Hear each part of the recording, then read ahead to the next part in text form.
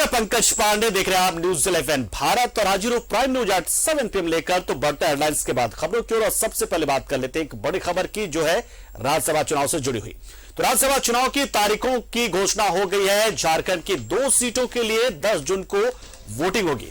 कुल 57 सीटों के लिए पूरे देश में ये राज्यसभा के लिए चुनाव होंगे। अलग अलग राज्यों में झारखंड में 2 सीटों के लिए मतदान होगा। तो देखिए बड़ी जानकारी दे रहे, 2 सीटें खाली हो रही है, महेश पोद्दार और मुख्तार अब्बास नकवी की।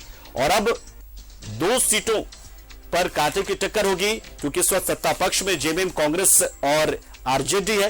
लिहाजा ऐसे में एक सीट जो है वो सत्ता पक्ष में जाना तय माना जा रहा है। दूसरे सीट के लिए बीजेपी को थोड़े से कवायद करनी होगी, क्योंकि अब G5 का गठन भी हो चुका है। 5 विधायक अलग से मोर्चा बना चुके हैं, जिसमें आजसू भी शामिल है। आजसू के दोनों विधायक सुदेश महतो भी, लंबोदर महतो भी, इसके अलावा एनसीपी के कमलेश सिंह है, उसमें सरयू राय है और निर्दलीय विधायक के तौर पर अमित यादव भी है।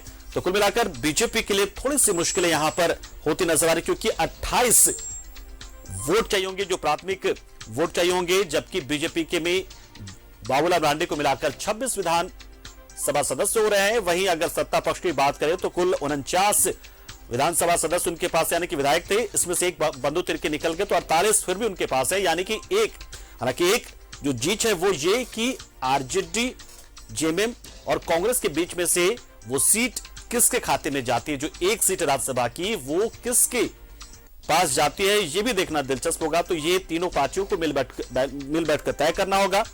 बीजेपी की ओर से ये सीट किसे मिलती है ये भी देखना दिलचस्प होगा। यानी कि दोनों ही पक्ष में काफी रोमांचक ये मुकाबला होने की उम्मीद है। काफी रोमांचक, काफी दिलचस्प ये चुनाव हो रहा है 2 सीटों पर। हालांकि इसमें आम लोगों की भूमिका नहीं होती, लेकिन फिर भी देखना दिलचस्प होता है कि आखिर किसे इन सीटों के लिए उम्मीदवार दोनों पक्ष बनाते हैं। बीजेपी किससे अपना उम्मीदवार बनाती है राज्यसभा चुनाव के लिए, और सत्ता पक्ष में ये किसके खाते में ये सीट जाती है, किसको उम्मीदवार वो बनाते हैं।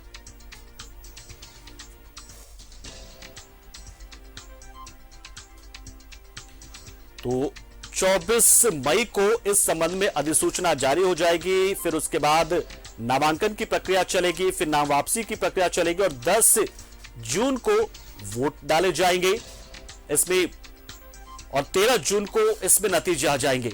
तो देश के कुल 57 सीटों पर, देश के अलग अलग राज्यों में जो 57 राज्यसभा सीटें खाली हो रही हैं, उन पर ये वोट डाले जाएंगे। सबसे ज्यादा जो सीटें हैं यूपी कोटे से, जो 11 हैं वो खाली हो रही हैं यूपी में, क्योंकि इस वक्त योगी आदित्यनाथ की सरकार दोबारा सत्ता में आ चुकी है। तो ऐसे में ज्यादातर सीटों पर बीजेपी का ही कब्जा तय माना जा रहा है, एनडीए का कब्जा तय माना जा रहा है। लेकिन झारखंड के लिहाज से बात करें तो झारखंड में इस प्रकार का है कि एक सीट तो हम लोग बहुत कंफर्टेबली जीत रहे हैं, और प्लस हम लोग के पास में कुछ सरप्लस वोट भी है। तो हम लोग चाहेंगे कि दोनों सीट हम लोगों के फोल्डर में आ जाए, उसलिए बैठ के लोगों से बात भी होगी। लेकिन निश्चित तौर पे झारखंड मुक्ति मोर्चा का क्लेम, क्योंकि प्रीपोल अलायंस में भी ये बातें आई थी कि जो 3 राज्यसभा के इस पूरे टर्म में होने 2024 तक, तो उसमें एक सीट जेएमएम का रहेगा। रहा सवाल कि इसमें उम्मीदवार कौन होंगे, तो अभी जो स्थितियां हैं, इस स्थिति परिस्थिति को देखते हैं बहुत जल्दी पार्टी की कार्य समिति भी बैठेगी, पार्टी का विधायक दल भी बैठेगा, और बैठकर इसमें निर्णय ले लेंगे कि हम लोग का उम्मीदवार कौन होगा। संख्या बल इस प्रकार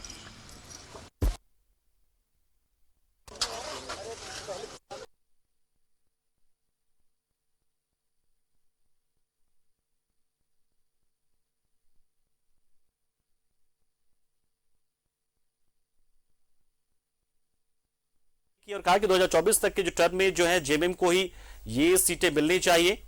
हालांकि कांग्रेस का अपना दावा है, कांग्रेस का ये कहना है कि पिछली बार हमने शिबू सोरेन का सपोर्ट किया था, तो लिहाजा इस बार ये मौका कांग्रेस को मिलना चाहिए। हालांकि इस बात पर दोनों एकजुट हैं कि किसी माटी के पुत्र को, यानी कि कोई स्थानीय, यानी कि झारखंड के शख्स को राज्यसभा भेजा जाए, ना कि किसी बाहरी को बिठाया जाए। इस बात को लेकर दोनों ही जो पार्टियां हैं वो स्पष्ट अपना रुख कर चुकी है कि किसी बाहरी को, किसी कारोबारी को, किसी दूसरे को पैराशूट कैंडिडेट ना हो बल्कि माटी का लाल हो, झारखंड का बेटा हो, वो उससे ही राज्यसभा वो लोग भेजेंगे, ये यूपीए ने तय कर रखा है। हालांकि बीजेपी की ओर से फिलहाल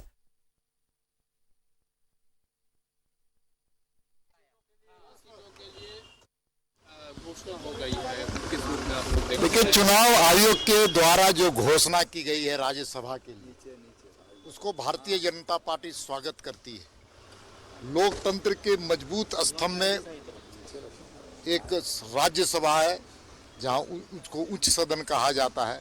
वहां पर झारखंड के विषयों को जो निर्वाचित होंगे वह बहुत ही अच्छे ढंग से रखें, ये मेरी शुभकामना है। तो आप ही का था, आज एक हाथ लगेगा इस बार। बाहर से होंगे या झारखंड से? देखिए, पहले तो प्रश्न भारतीय जनता पार्टी नहीं, सत्तारूढ़ दल से पूछिए कि वो झारखंड मुक्ति मोर्चा और कांग्रेस वो झारखंड मुक्ति मोर्चा के कार्यकर्ता को उम्मीदवार बनाएगा कि नहीं बनाएगा, या उनके परिवार से बनेगा।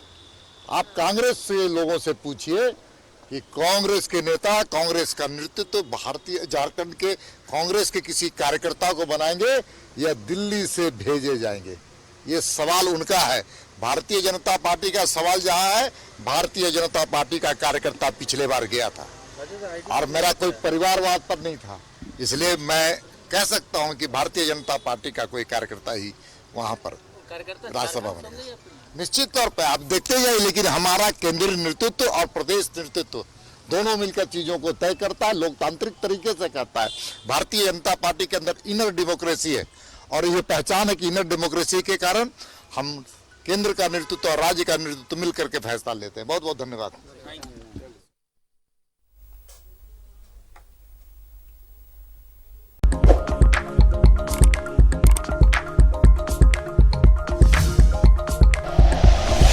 Like and share videos, subscribe करें हमारा चैनल और प्रेस करें बेल आइकॉन। न्यूज़ 11 भारत, सच है तो दिखेगा।